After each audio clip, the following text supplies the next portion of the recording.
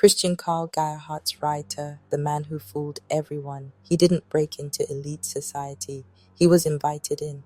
This guy completely fooled Harvard elites, Wall Street people, judges, social workers.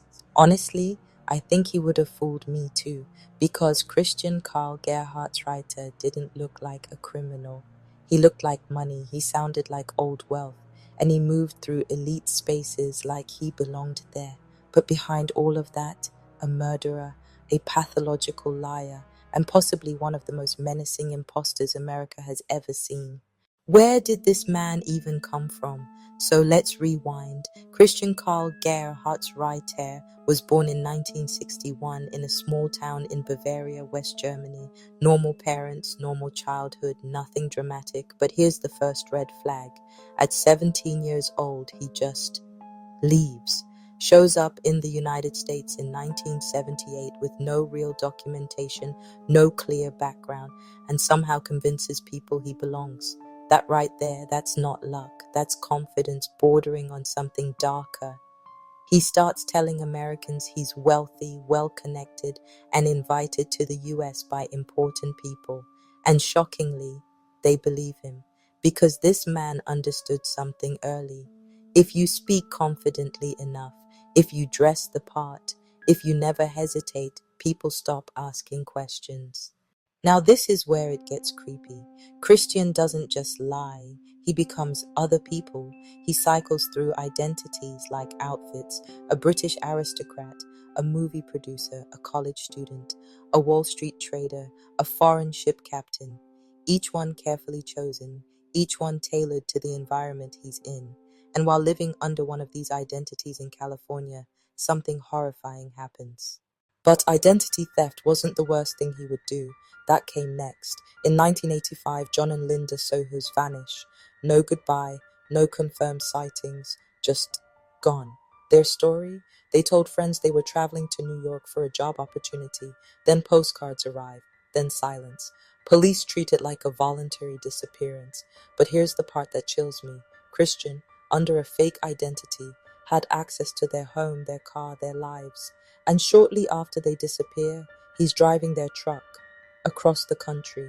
Years later, John Sohus's remains are found buried in a backyard, wrapped in plastic. Linda never found. And to this day, investigators believe Christian killed them both. That's not impulsive violence. That's controlled, deliberate elimination. Now here's where the audacity hits levels that feel unreal.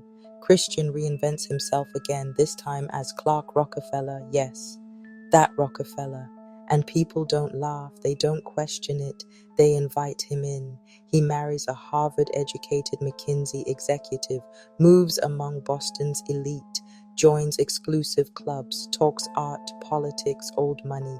And here's the wildest part, he doesn't even make the money. His wife does, but he plays the role so well, calm, detached, quietly superior, that no one challenges him. This is where his psychopathy really shows. Because maintaining a lie like this for years requires emotional detachment, lack of guilt, total absence of empathy. That's not acting, that's wiring.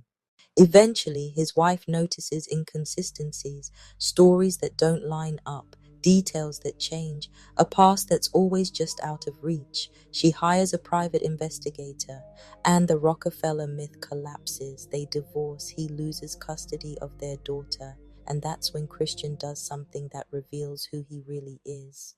During a court-supervised visit in 2008 in broad daylight in front of witnesses, he grabs his 7-year-old daughter, pushes a social worker out of the way and flees. No panic, no hesitation. This wasn't emotional. This was calculated. For 6 days, the world hunts him. When they find him, he's living under another fake identity, because of course he is. In court, his lawyers claim he's delusional, that he believed he was rescuing his daughter through psychic messages. Prosecutors disagree, and honestly, I'm with the prosecutors.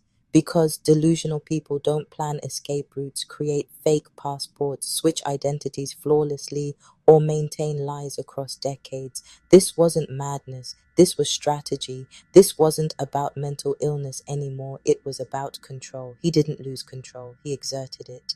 For 6 days, the FBI, state police, and media hunt him across the country. Rumors swirl that he's heading overseas, that he'll vanish forever. But when they finally find him, he's not Clark Rockefeller anymore. He's living in Baltimore, Maryland, under a new identity, Charles Chip Smith, posing as a foreign yacht captain. He had already bought a $450,000 apartment there before the kidnapping. Inside that apartment, police find his daughter. She is alive, she is physically unharmed, and she is immediately reunited with her mother. On August 2nd, 2008, he is arrested without a struggle. Once again, the mask comes off, and once again, the lie collapses. Once his real identity is exposed, police revisit the So Hughes case. Everything points back to him. The truck, the timeline, the plastic bags linked to places he studied. In 2013, Christian Karl Gerhardsreiter is convicted of murder and sentenced to 27 years to life, still denying everything, still lying, still blaming others, even now. If I'm being honest, people like him scare me more than violent criminals. Because he didn't force his way in. He was invited, he was trusted, respected, believed. And if I had met him at a dinner party, with the accent, the confidence, the quiet arrogance, yeah, I probably would have believed him too, and that's the most disturbing part. Christian Karl Gerhardsreiter didn't just fake a name, he weaponized identity, he exploited trust, and he proved that the most dangerous people don't look dangerous at all. They look successful, they look convincing, they look like they belong. This is Dark Observer, and here we don't just watch the darkness, we study how it hides in plain sight. Tell me in the comments, would you have believed Clark Rockefeller, or do you think you'd have seen through him? Because honestly, I'm not so sure I would have.